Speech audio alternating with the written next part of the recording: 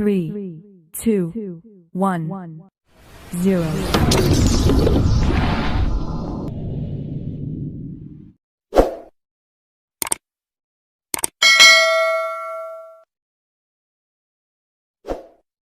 Nah, hari ini untuk kelas 2 sekolah dasar kita sudah masuk di tema 2 subtema 1 pembelajaran yang ketiga. Nah, sekarang kita langsung saja ke pembelajaran 3. Lagu bisa dinyanyikan dengan tekanan kuat dan tekanan lemah.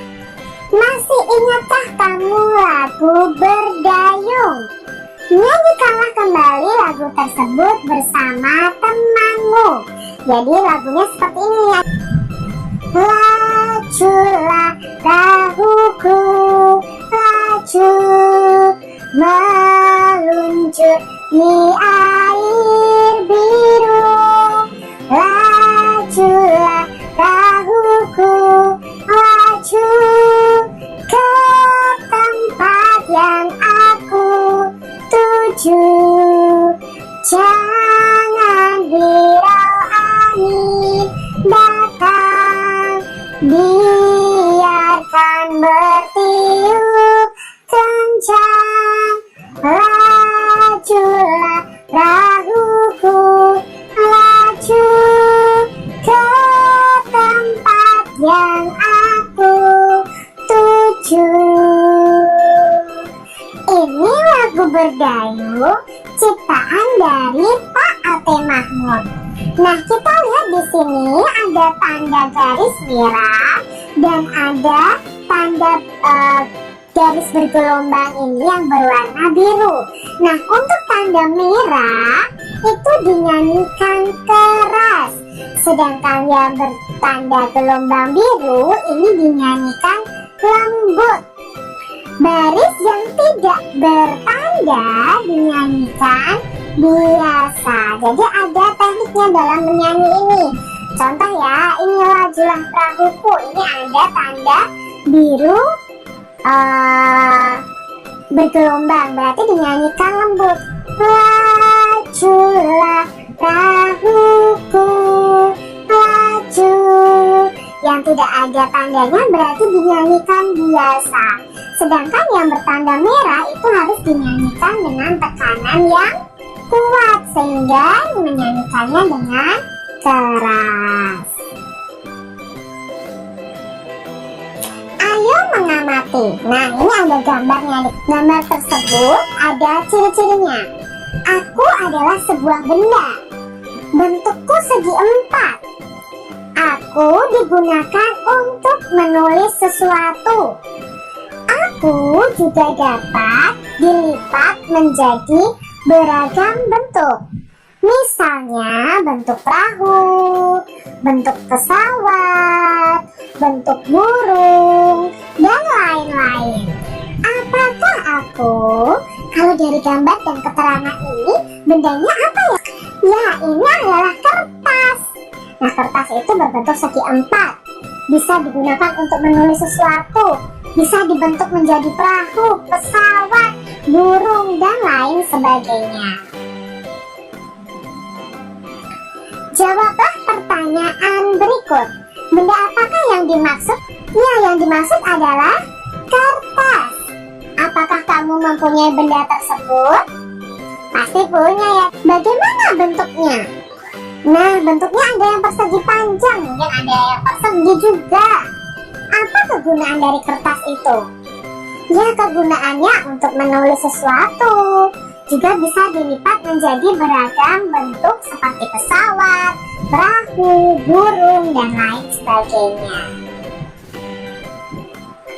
Benda-benda di sekitar kita. Ada banyak benda di sekitar kita. Setiap benda mempunyai sifat yang berbeda dengan benda lainnya. Ada yang halus, kasar, basah, dan lain sebagainya. Contoh benda yang kasar antara lain batu, pasir, dan kulit pohon. Contoh benda yang basah adalah air. Benda yang memiliki permukaan halus antara lain ada kapas, bulu, dan kertas.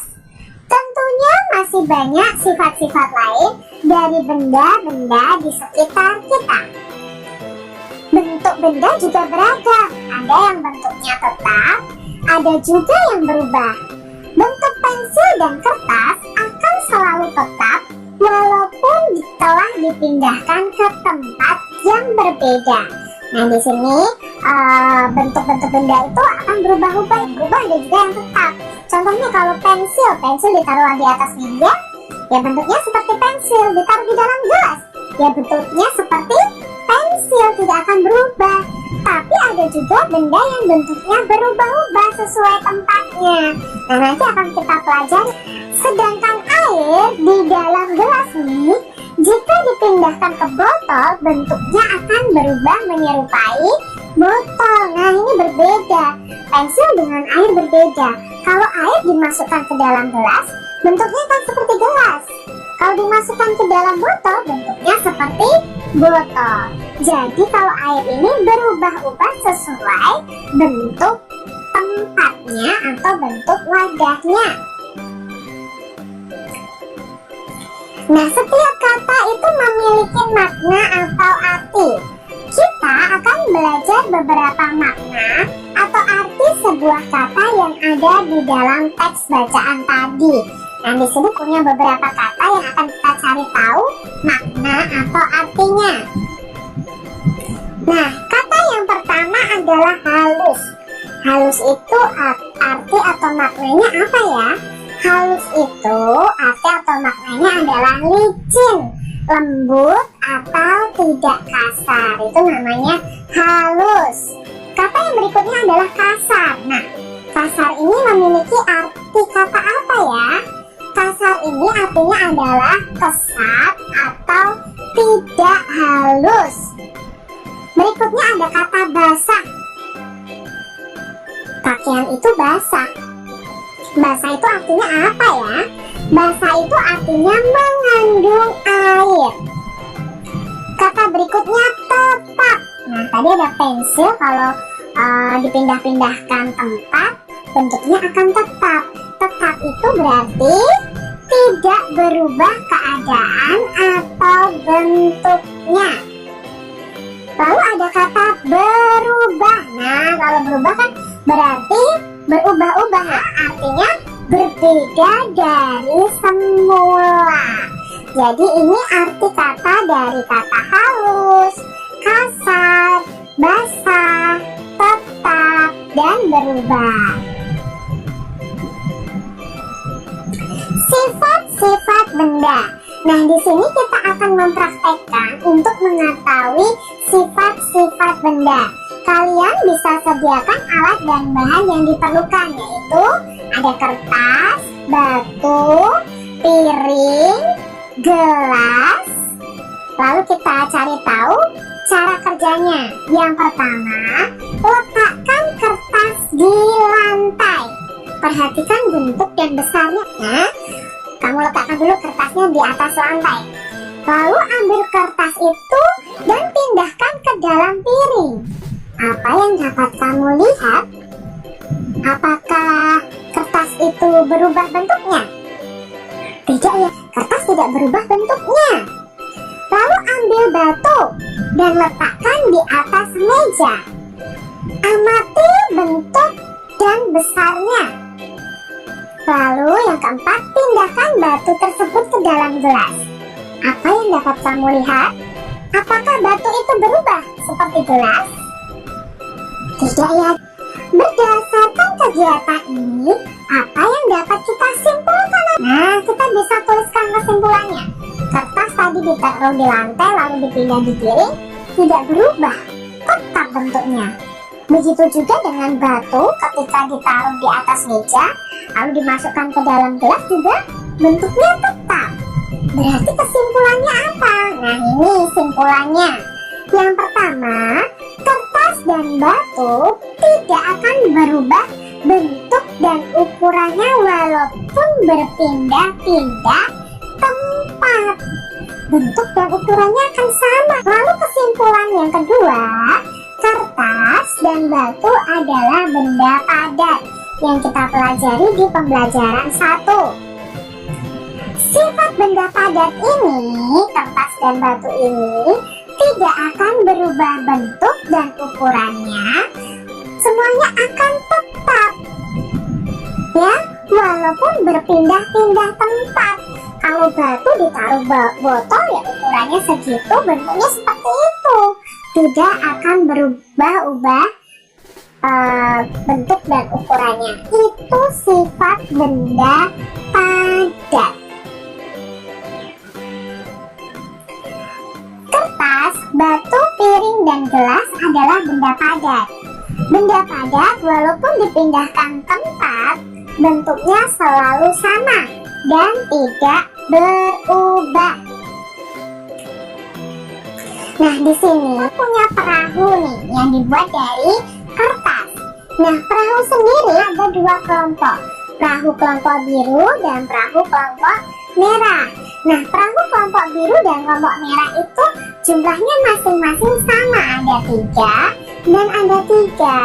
Maka kalau mencari jumlahnya, tinggal membuat penjumlahan 3 tambah 3. Kita ingat pembelajaran 1 dan 2 tentang perkalian. Nah, kita bisa mengubahnya dalam bentuk perkalian. Ada 2 kelompok, masing-masing kelompok berisi 3 perahu. Maka kita bisa menuliskannya dalam bentuk perkalian 2 dikali 3. Nah, 2 dikali 3, hasilnya kita tinggal jumlahkan semuanya. Perahunya 1, 2, 3, 4, 5, 6. Maka hasilnya ada 6 perahu. Lalu benda padat lagi yaitu kelereng. Ada 3 kelompok kelereng. Setiap kelompok isinya ada 4. Nah, sekarang kalau dibuat penjumlahan berulang adalah 4 ditambah 4 ditambah 4. Tapi kalau diubah dalam bentuk perkalian bagaimana? Nah, ada berapa kelompok kelereng? Ya, ada 3. Atau kalian bisa tuliskan, kalian bisa hitung ini, 4-nya ada berapa? 4, angka 4-nya ada 3. Berarti 3 dikali angka yang dimaksud di sini adalah angka 4. Jadi 3 dikali 4 sama dengan 12. Begitu untuk pembelajaran kita di tema 2, subtema 1, pembelajaran yang ketiga. Nah, kita berharap kalian memahami ya apa yang sampaikan. Sampai jumpa kembali di video pembelajaran selanjutnya. Jangan lupa tekan tombol subscribe, lalu tekan loncengnya, tekan juga tombol like, lalu share ke media sosial.